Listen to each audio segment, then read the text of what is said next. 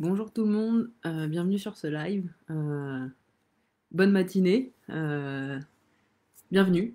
Voilà, je fais cette vidéo ce matin parce que suite à un dernier post que j'ai fait sur où j'ai interrogé pourquoi tant de gens avaient encore peur de faire appel à un coach mental, que ça soit dans le domaine du sport, c'est plutôt dans le domaine du sport que j'ai interrogé. Mais ça peut très bien être applicable à la vie de tous les jours.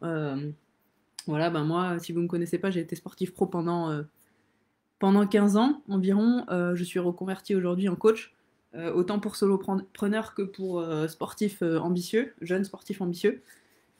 Et j'ai envie de faire cette vidéo un petit peu pour mettre de la clarté sur à quoi peut servir un coach. Et surtout casser cette idée de contrôler, de perdre le contrôle, de remettre, comment dire, sa responsabilité dans les mains d'un coach, c'est complètement l'inverse. Voilà, déjà, j'ai envie de péter cette fausse idée là que quand on fait appel à quelqu'un d'extérieur, on remet notre responsabilité dans les mains de quelqu'un d'autre, c'est complètement faux. Voilà, un coach, aujourd'hui, comme moi je le pratique du moins, et là je vous invite vraiment à pas prendre ce que je raconte comme argent comptant et à interroger votre pratique comme d'habitude ou ce que vous faites votre vie de tous les jours, de garder votre libre arbitre et de bien penser ce que vous avez envie de penser de ça. C'est juste ma façon de voir les choses. Vous pouvez en avoir une autre et c'est bienvenu d'ailleurs si vous avez envie d'échanger avec moi à travers des commentaires pour me donner votre avis ou ben voilà, pour échanger, je suis totalement ouverte à ça aussi. Du coup, voilà, cette idée de contrôle, suite aux commentaires que j'ai reçus, sur ma dernière publication, j'entendais que ben voilà, les coachs, les entraîneurs du moins de sport collectif ont peur de faire appel à un coach mental parce qu'ils ont peur de perdre le contrôle de leur groupe ou le contrôle de ce qui se passe en séance avec un coach mental.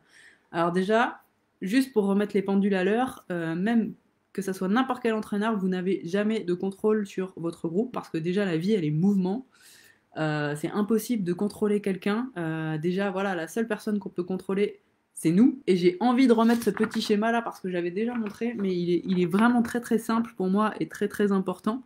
Et il est très très important de comprendre ça le plus tôt possible. Du coup, vous voyez que là il y a un petit dessin. Hop, c'est inversé. Là, c'est moi. Donc ça peut être vous, n'importe qui. Voilà, vous pouvez vous mettre à la place de ce magnifique petit bonhomme. Et vous voyez que, hop, j'arrive pas à le faire à l'envers, mais moi, c'est ce qui est contrôlable et c'est ce qu'on appelle ma réalité. Donc là où vous avez de l'influence, c'est uniquement sur vous. Là où vous pouvez changer les choses, c'est uniquement sur vous. Croire que le reste est contrôlable, c'est une illusion. Donc c'est pour ça que là, je vais vous montrer le schéma. Hop, ça, c'est les autres. Et si vous voyez bien, là, on est dans le côté hop, non contrôlable. Et c'est la réalité. Donc là, les autres, comme vous voyez de ce côté-là, c'est ce qui est non contrôlable et c'est la réalité. Donc vous n'avez pas de prise quoi que vous fassiez, que vous vous énerviez sur votre boss, sur votre conjoint, sur votre chéri, sur des supporters, que voilà, dans n'importe quel milieu, des fournisseurs, vous n'avez pas de contrôle dessus, vous pouvez faire ce que vous voulez, tout ce que vous contrôlez, c'est vous.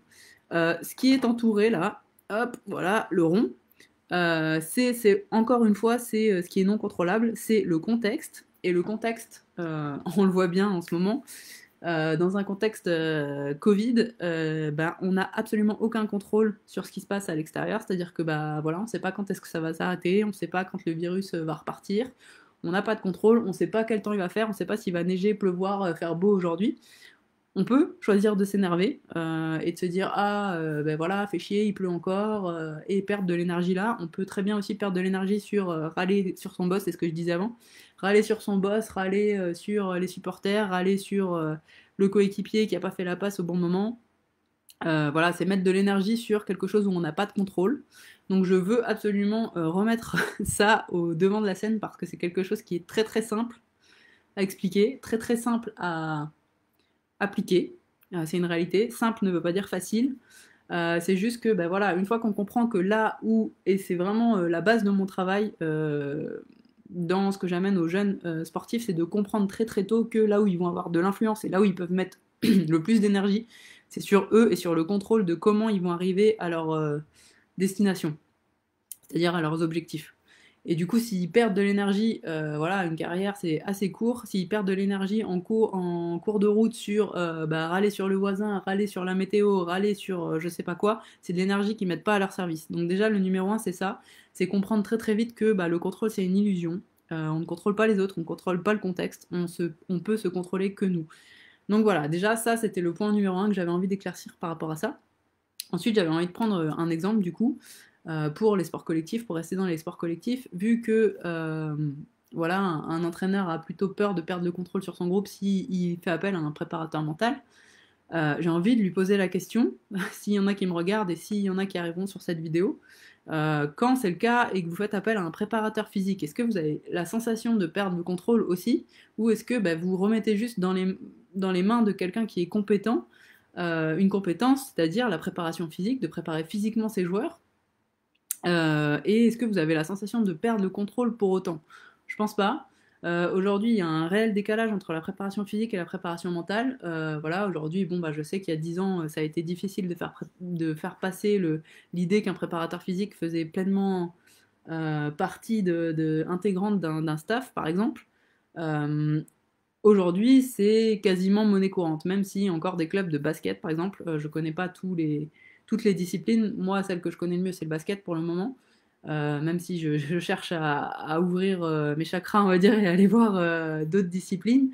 Voilà, au niveau du basket, je sais qu'aujourd'hui c'est quelque chose qui est intégré, que voilà, à faire appel à un préparateur physique, ben, on n'est pas en train de se dire oh là là, mais je fais appel à un gourou, qu'est-ce qui va se passer? Non, voilà, on comprend bien l'intérêt de la préparation physique, et moi je prends toujours cet exemple, mais euh, ce qui me rend dingue actuellement au niveau de la préparation mentale et qu'un joueur ou qu'un entraîneur ne comprenne pas l'intérêt de la préparation mentale, ça me semble aberrant. Est-ce que vos joueurs, vous prendrez pas la peine de les préparer physiquement alors que vous savez très bien qu'il y a des risques de rupture des ligaments, de blessures, de voilà, mais vous choisissez pas de faire l'impasse sur la préparation physique, alors que bah, faire l'impasse sur la préparation mentale, c'est comme pour moi s'asseoir sur une chaise à trois pieds, c'est-à-dire que bah, voilà, vous voyez bien l'image, mais bah, dans le basket moderne aujourd'hui, bah, il y a quatre aspects essentiels, c'est l'aspect technique, l'aspect tactique, l'aspect physique et l'aspect mental. Et s'il manque ce quatrième volet, ben, on s'assied sur une chaise à trois pieds qui va forcément se casser la gueule. Et il y a un réel intérêt à comprendre ça.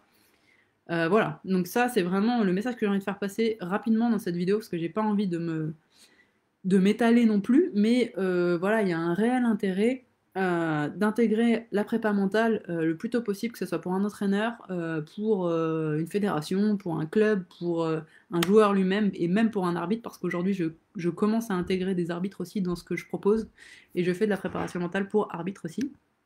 Voilà, donc il y a un vrai intérêt d'intégrer cette préparation mentale le plus tôt possible et d'arrêter avec cette notion de perte de contrôle parce que non, ça va vous apporter une plus-value. Voilà, des gens sont formés aujourd'hui au coaching, à la préparation mentale. Alors je parle pas de ce qu'on voit actuellement sur les réseaux. Voilà, une vraie formation, ça prend du temps, ça prend de l'expérimentation. Voilà, c'est des heures et des heures de formation, des heures et des heures de confrontation, on va dire, de ces expérimentations avec d'autres pairs. C'est pas une formation en ligne qu'on prend, voilà, qu'on fait 50 heures en ligne et qu'on va se mettre expert en préparation mentale. Non, c'est des années et des années de travail. Voilà, je suis pas forcément pour les diplômes, mais en tout cas, je suis pas pro-diplôme, je dis pas que ça fait tout. En tout cas, voilà, je pense qu'une formation, ça prend quand même quelques heures et bah, quelques heures de confrontation et bah, voilà, il y a besoin de tout le temps réactualiser ses connaissances. Du coup, voilà, c'était vraiment l'objectif de cette vidéo. Si vous êtes des coachs, si vous êtes des joueurs, si vous êtes des clubs, n'hésitez pas à me poser les questions. Ça m'aide à affiner et à vous donner mon opinion, ce que je pense aujourd'hui de la préparation mentale, de ce que je vois. Et vu que j'expérimente de plus en plus, que j'ai commencé aux alentours de 25 ans à expérimenter moi dans ma première carrière de basketteuse, j'ai fait appel à un préparateur mental et j'ai bien vu la différence. Et ben voilà, aujourd'hui, en tant qu'accompagnante, plutôt orientée mindset, c'est-à-dire état d'esprit et voilà, voir les choses différemment que comme on les voit d'habitude. Ben voilà, je pense que ça fait une grande différence et qu'il y a une réelle méconnaissance et que j'ai envie d'éduquer voilà, à se réconcilier, on va dire, avec ce côté un petit peu gourou que peut avoir la préparation mentale. C'est pas du tout quelque chose de ésotérique, c'est pas du tout quelque chose de spirituel. Voilà, ça peut l'être par séquence, bien sûr, ça fait partie. Je ne néglige pas ça, mais par contre, voilà, c'est quelque chose qui a besoin d'être intégré. Encore une fois, j'interroge si, ben voilà, demain, vos joueurs, vous devez les préparer, ben, vous ferez pas l'impasse sur la préparation physique. Et euh, peu importe le niveau, j'ai envie de dire, c'est-à-dire que ben, un préparateur physique, il a les compétences, il s'est formé pour ça. Si vous faites venir quelqu'un de l'extérieur, ben, ça va forcément amener une plus-value. Un coach mental, c'est exactement la même chose. S'il s'est formé pour ça et que vous le faites venir, il va amener une plus-value et il va pas vous faire perdre le contrôle sur votre groupe. C'est une illusion, encore une fois. Voilà, je suis arrivée au bout de cette vidéo. Comme vous le voyez, ça m'anime. Donc n'hésitez pas à me poser vos questions, me dire si cette vidéo vous a été utile ou pas du tout. Et si vous repartez avec des choses que vous ne saviez pas avant. Et si oui, lesquelles. Voilà, je vous remercie, je vous souhaite une bonne matinée et je vous dis à très vite. Bye bye.